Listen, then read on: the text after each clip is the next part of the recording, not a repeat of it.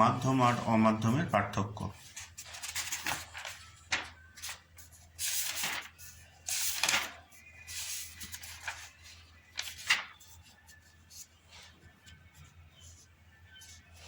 এই যে মাধ্যম আর অমাধ্যম অনুমানের পার্থক্য যেখানে এখানে ছকের মধ্যে দেওয়া আছে, দেখে নাও।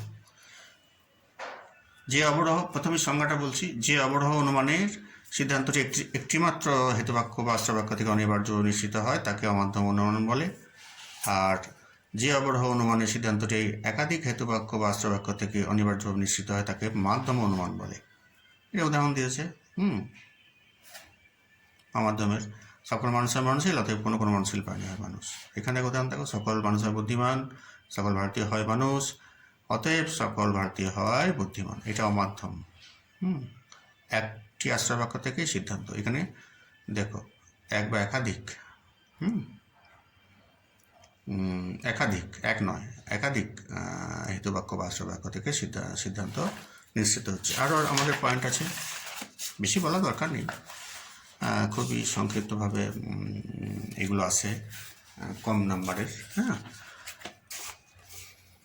অমাধ্যম অনুমানের কেবল দুটি পদ থাকে, উদ্দেশ্যপদ, বিধেয় পদ। আর মাধ্যম অনুমানের তিনটে বা তার বেশি পদ থাকে।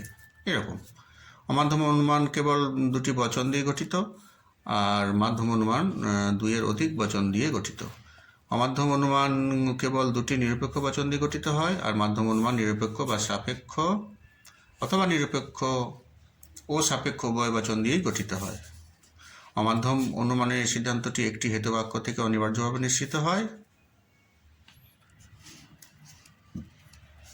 মাধ্যম অনুমানের সিদ্ধান্ত নিঃসরণের মাধ্যম হিসেবে একাধিক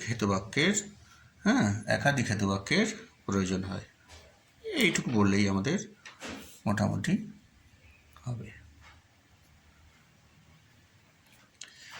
আর একটি প্রশ্ন তোমাদের এর সাথে আসে যে অমাধ্যম অনুমান কি প্রকৃত অনুমান বলা যায়? অমাধ্যম অনুমানকে কি যথার্থ অনুমান বলা যায়? এই প্রশ্নের উত্তরে যুক্তিবিদগণ সহমত পোষণ করেন না। কোনো কোনো যুক্তিবিদের মতে অমাধ্যম অনুমানকে প্রকৃত অনুমান বলা যায়, আবার কোনো কোনো যুক্তিবিদ বলেন অমাধ্যম অনুমান প্রকৃত অনুমান নয়। যেমন মিল, বেন প্রমুখ যুক্তিবিজ্ঞানীদের মতে আমাদের অমাধ্যম অনুমান প্রকৃত অনুমান নয়, কারণ এই অনুমানে আমরা কোনো নতুন তথ্য পাই না বা নতুন তথ্যে উপনীত হতে পারি না। মিল বলেন যথার্থ অনুমানের দুটি বৈশিষ্ট্য থাকে, একটি হলো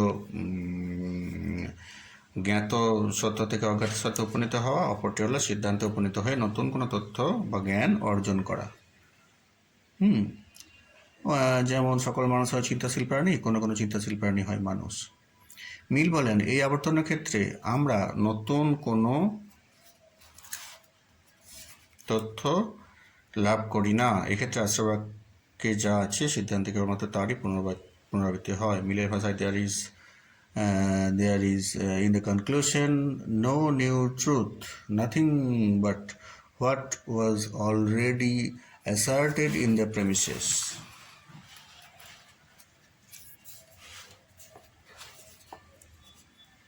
ঠিক আছে। মিলের মতকে সমর্থন করে বেন বলেন আশ্রয়বাক্যে যা বলা হয় সিদ্ধান্তে সেই অমাধ্যম অনুমানে একই তত্ত্বকে ভিন্ন ভাষায় প্রকাশ করা হয় মাত্র। ঠিক আছে, কি বলা আছে তারপরে, যে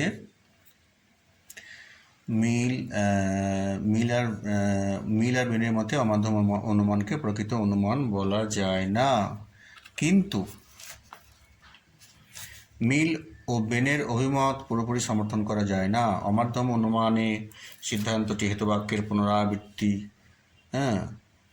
বা পুনরুক্তি, এই অভিযোগ গ্রহণযোগ্য নয়, কারণ এখানে হেতুবাক্য ও সিদ্ধান্তের মধ্যে ভাষাগত পার্থক্য ছাড়াও অর্থগত পার্থক্য থাকে।